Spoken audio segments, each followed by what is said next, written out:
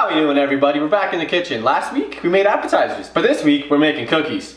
We're making chocolate blizzard cookies, to be specific. I'm gonna get you down here, we're gonna go through ingredients, and we're gonna bang them out.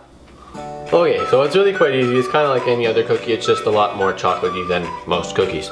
First off, you're gonna want to preheat your oven at 375. I'm not gonna do that because it's kind of loud and I don't want you guys to hear that in the background. But we're gonna start with mixing stuff. We're gonna throw our butter in. So you're gonna want some butter that is softening. That's the key part, otherwise you're gonna be trying to mix it forever. In terms of measurements, guys, they will be all in the description below, because to listen to me say it's a cup of this, a cup of that's kind of boring. Anyway, there's some butter. After you have your butter in there, you're gonna mix your sugar in there as well with some vanilla. And it's gonna look really, really gross, but that's okay.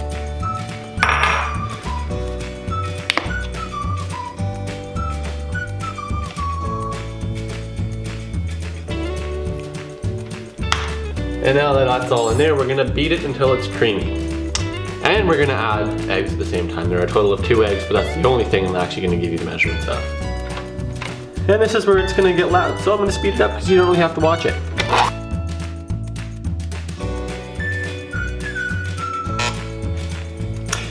Anyway, you might want to leave your butter out a little longer than 6 hours like I did, because apparently coming out of the fridge and leaving it on the counter for that long doesn't really do very much. So as you may have figured out, this isn't really working all that well. So I'm going to add eggs to it now, and hopefully that's going to make life a little bit easier.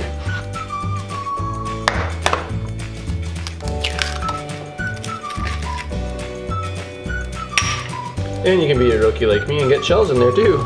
Just make sure you pick them out.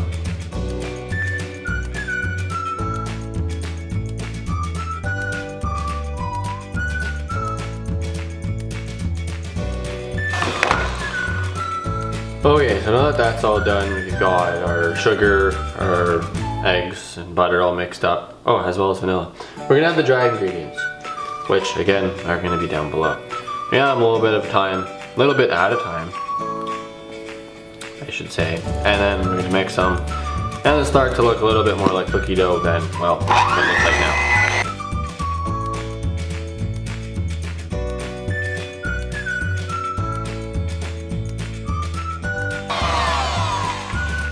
Alright, so now that we have more of a cookie dough, we're gonna go ahead and add all of our chocolate chips, which is gonna look a little excessive. The scary part is that's not all of it. Well, all of the chocolate, I should say. I'm gonna mix this up, and then the last part will be most fun. Okay, so the mixer really doesn't like that. It's a little thick, so I'm gonna end up scraping off these things and just do it by hand. Alright, so needless to say, the mixer's done most of the work. But this is kind of where you get down and dirty with your cookie dough and just mix it by hand, because with all the chocolate chips in there, and the dough is pretty thick, it is pretty hard to get it to mix with the mixer. So do it with your hands or a spatula or something, but you're gonna need to do it with brute force because it is pretty thick.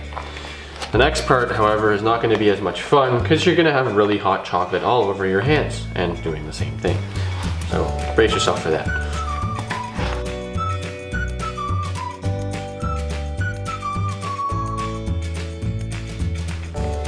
Okay, now the fun part. We're adding our melted chocolate to the batter, which is going to give it the, I guess, blizzard effect that they're aiming for. Effectively, my cookies just turn brown. I don't really know how they do it. It makes it look like swirls, nor do I really care, because this looks just fine. This looks like extra chocolatey chocolate cookies. Extra chocolatey chocolate cookies. Oh my gosh, try to say that 3 times fast. Anyway. This is all going in there eventually, and then I'm gonna mix it up with this spoon that I found in a drawer that I forgot about. Spatula would probably not work very well for this, so I'm sorry if you tried to use a spatula earlier. It probably broke.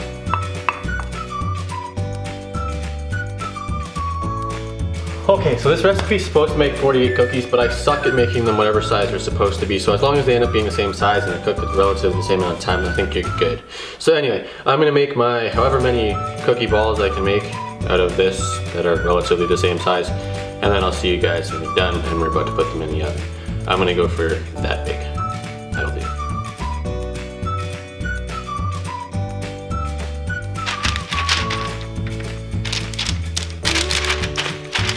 forgot to mention you're gonna wanna space these out because these do actually spread a little bit.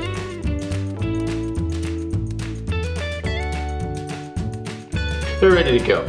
You probably hear the rocket ship spooling up in the background. That's my oven. They're gonna go in there for probably 20 minutes or something. I don't really know. I lied, it's 10 minutes. And then they should be done in theory. I probably made them too big, which is a pretty common occurrence, so they'll probably be in there for like 15. Anyway, I'll see you when they're out of the oven. Just make a bunch of balls, about the same size, and you'll be good. There it is. First batch is just out of the oven. I've got probably another 2 batches to go, and then we'll be all set.